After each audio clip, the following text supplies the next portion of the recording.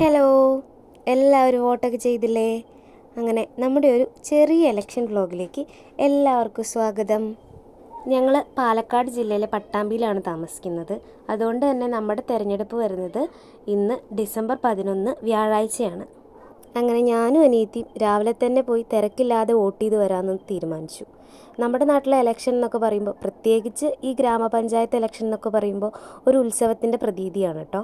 കാരണം സ്ഥാനാർത്ഥികൾ ഒട്ടുമിക്കവരും നമുക്കറിയുന്നവർ തന്നെയായിരിക്കും. അപ്പോൾ ഒരു ചെറിയ ഉത്സവ മൂടൊക്കെയാണ് ഇവിടെ. ഏകദേശം കേരളത്തിലെ എല്ലാ ഗ്രാമപഞ്ചായത്തുകളിലും ഇതൊക്കെ തന്നെ ആവാനാണ് സാധ്യത. ഏത് മൂഡ്, ഇലക്ഷൻ മൂഡ്, അങ്ങനെ ഒരു അവസ്ഥയാണ് ഇവിടെ. വോട്ട് ചെയ്യാൻ ഞങ്ങൾ കുറച്ച് എക്സൈറ്റഡ് ആണ് കേട്ടോ. 18 വയസ്സായതിനു ശേഷമുള്ള എൻ്റെ 3ാമത്തെ വോട്ടിംഗാണിത്, അനിയത്തിയുടെ 2ാമത്തെ. കഴിഞ്ഞ കൊല്ലത്തെ പാർലമെൻറ്റ് ഇലക്ഷന് കുറേ പേര് വോട്ട് ചെയ്യാതെ വിട്ടുനിന്നതായി വാർത്തകളിൽ വന്നിരുന്നത് നിങ്ങൾ കണ്ടിരുന്നില്ലേ? അത് ശരിയാണെന്ന് തോന്നുന്നുണ്ടോ? നമ്മൾ ഇന്ത്യയിൽ താമസിക്കുന്ന 18 വയസ്സ് പൂർത്തിയായ ഓരോ പൗരൻ്റെയും ഭരണഘടനാപരമായ അവകാശമാണ് വോട്ട് ചെയ്ത് ജനാധിപത്യ പ്രക്രിയയിൽ പങ്കെടുക്കുക എന്നത്. നമുക്ക് ഒരു സ്ഥാനാർത്ഥിക്കും വോട്ട് കൊടുക്കാൻ താല്പര്യമില്ലെങ്കിൽ കൂടി അസാധു അഥവാ നോട്ട എന്ന് പറഞ്ഞ ഓപ്ഷൻ വഴി നമുക്ക് ജനാധിപത്യ പ്രക്രിയയിൽ പങ്കെടുക്കാം. ഒരിക്കലും നമ്മുടെ ഭരണഘടനാപരമായ ഒരു അവകാശം വെറുതെ കളയരുത് എന്നാണ് എൻ്റെ ഒരു ഇത്.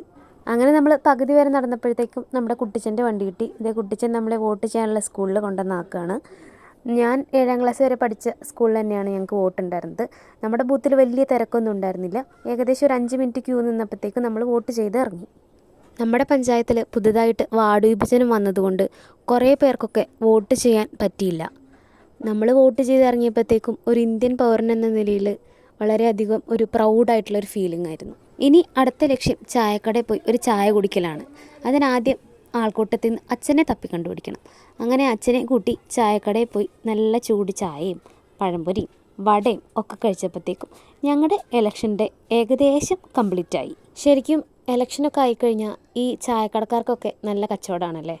ആ തിരക്കൊക്കെ കണ്ടുകൊണ്ടിരിക്കാൻ തന്നെ ഭയങ്കര ഒരു വൈബാണ്. അങ്ങനെ നമ്മൾ വോട്ട് ചെയ്തതിൻ്റെ കുറച്ച് ഷോ ഓഫൊക്കെ ഇറക്കി വർത്തമാനമൊക്കെ പറഞ്ഞ് വീട്ടിൽ പോയി. എന്നാൽ പിന്നെ അങ്ങനെ ആവട്ടെ. See you again.